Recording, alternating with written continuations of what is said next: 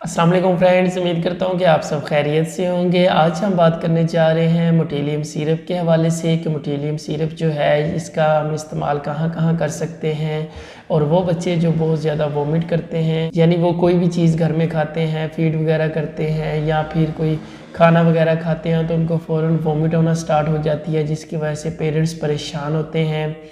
तो आज हम उनके सिरप के हवाले से बात करेंगे कि उनकी रीज़न्स क्या होती हैं, किस वजह से उनको वॉमिट होती है, और अगर वॉमिट होती है तो कौन सा सिरप हमने कितनी मकदार में उनको देना होता है, जिसकी वजह से वो बच्चे बिल्कुल ठीक हो जाएंगे और उनकी जो वॉमिटिंग है वो भी ख़त्म हो जाएगी और आपका बच्चा जो है खुराक को हज़म भी करेगा और वो नशोनुमा भी पाएगा। तो बात करते हैं मोटेलियम सिरप की। कि मोटेलियम सिरप जो है ये इसकी कंपोजिशन को पहले थोड़ा सा समझ लेते हैं कि इसकी कंपोजिशन क्या होती है। इसका फार्मूला जो होता है वो डोमपेरिडोन होता है। तो ये सिरप जो है ये उल्टी में नहायत ही मुफीद है और इसका जो इस्तेमाल करवाया जाता है वो भी बहुत ज़्यादा है और इसके जो रिजल्ट्स होते हैं वो भी बड़े बेहतरीन होते हैं। तो बात करते हैं कि बच्चों में अगर वॉमिटिंग वगैरह होती है तो उसकी रीज़न क्या होती है। बाज़ बच्चे जिनका मैदा डिस्टर्ब हो जाता है, जिसकी वजह से पेरेंट्स जब उनको दूध वगैरह देते हैं या फीड वगैरह करवाते हैं या कोई भी खाना वगैरह देते हैं तो वो उनको सही से हज़म नहीं होता, जिसकी वजह से उनका जो दिल का ख़राब होना स्टार्ट हो जाता है, जिसकी वजह से वो वॉमिट कर देते हैं। अगर आपके बच्चों में भी इस तरह का कोई मसला है तो आप उनकी वॉमिटिंग को ख़त्म करने के लिए आप सीरम मोटेलियम का इस्तेमाल कर सकते हैं। सीरम मोटेलियम जो है ये बच्चों में भी इस्तेमाल करवाए जाने वाला सिरप है, ये बड़ों में भी इस्तेमाल होता है। इसके अलावा वो फीमेल्स जो प्रेग्नेंट हैं उनमें भी इनका इस्तेमाल करवाया जाता है, क्योंकि प्रेगनेंसी में बहुत ज़्यादा जलन का महसूस होना और मैदे का डिस्टर्ब होना ये एक आम सी बात होती है, जिसकी वजह से उनको मतली और कैद जैसी कंडीशंस जो होती हैं वो सामने आती हैं।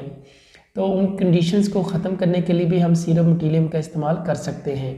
सीरम मोटेलियम का इस्तेमाल उन बुज़ुर्ग हज़रात में भी करवाया जाता है जिनकी उम्र बहुत ज़्यादा होती है, जिसकी वजह से उनको खाना जो होता है वो सही से हज़म नहीं होता, खाना ना हज़म होने की वजह से उनको वॉमिटिंग होती है।